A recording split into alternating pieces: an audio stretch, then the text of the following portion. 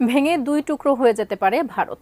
এরই মধ্যে শুরু হয়েছে প্রক্রিয়া। বছরের শুরুতেই ভয়ঙ্কর এই তথ্য জানিয়েছেন দেশটির গণমাধ্যম, তাও আবার বিজ্ঞানীদের বরাত দিয়ে। চাঞ্চল্যকর তথ্যটি ছড়িয়ে পড়েছে ভারতবর্ষে, যাতে উদ্বিগ্ন নাগরিকরা। কিন্তু কী কারণে হঠাৎ ভারত ভেঙে পড়ার সতর্কতা দিয়েছে গবেষকরা? আর এমনটা ঘটলে কি হবে ভারতবাসীর? বিস্তারিত জানাচ্ছেন এসআই রাজ।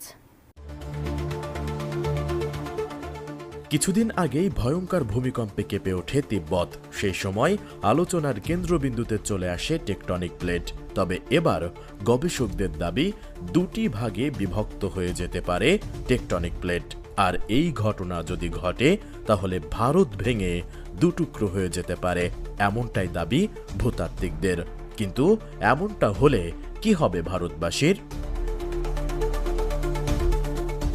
বিজ্ঞানীরা বলছেন ভারতের মানচিত্র থেকে মুছে যেতে পারে লাদাখ, হিমাচল প্রদেশ, উত্তরাখণ্ড, সিকিম, অরুণাচল প্রদেশ ও উত্তরপ্রদেশের একাংশ। এরই মধ্যে শুরু হয়েছে প্রক্রিয়া।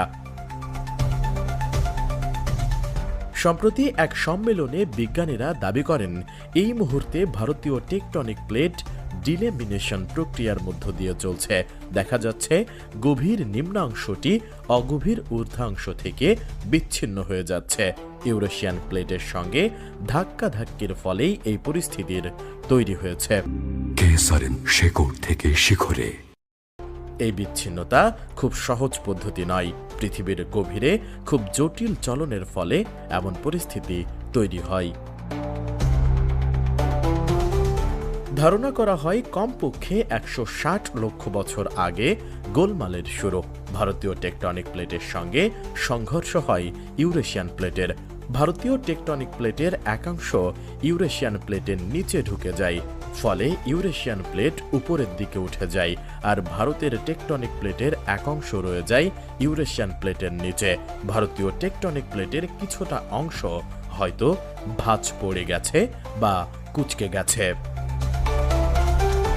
চীনা বিশ্ববিদ্যালয়ের ভূতত্ত্ববিদ লিন লিউয়ের নেতৃত্বে একদল গবেষক দল পরীক্ষা করে দেখেছে দক্ষিণ তিব্বতের ভূমিকম্প সংক্রান্ত তথ্য। সেই পরীক্ষায় তারা পরিষ্কার দেখেছে ভারতের অনেক অংশই অবিচ্ছিন্ন থাকলেও 100 কিলোমিটার গভীর অংশে ফাটল দেখা দিচ্ছে। সময়ের সঙ্গে সঙ্গে এই ফাটল বরাবর দুই ভাগে ভেঙে যেতে পারে দেশ। শুধু তাই নয়, এর প্রভাব পড়বে হিমালয়ের ওপরও, কারণ হিমালয়ের জন্মও ভারতীয় ও ইউরেশিয়ার প্লেটের ধাক্কাধাক্কিতে।